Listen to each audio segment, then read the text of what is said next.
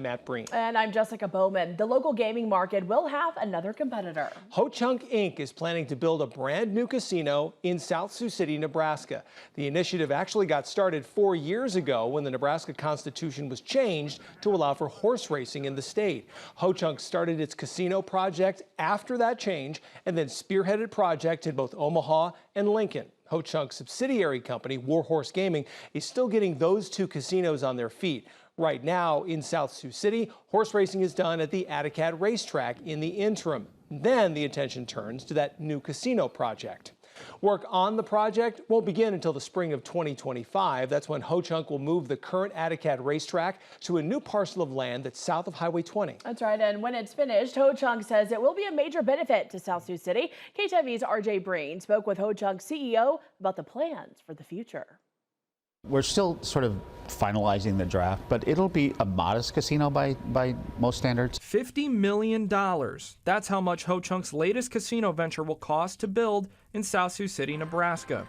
The new casino, however, would compete with a nearby tribal-owned entity. We don't really want to hurt one of Vegas. Our study shows us that most of the revenue will come from the Hard Rock. When complete, the project will include a horse racing track and casino complete with slot machines, table games, and a sports book with room for expansion to include a hotel in the future. The track and casino will be built on two 40-acre plots of land.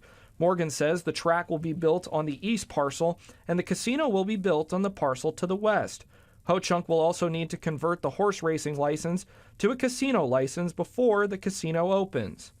Now the land for the horse racing track and the casino sit just south of Highway 20, one of those plots of land right behind me. It's also not far from the middle school and high school. But Morgan says there are a lot of positives to bringing the casino here to South Sioux City.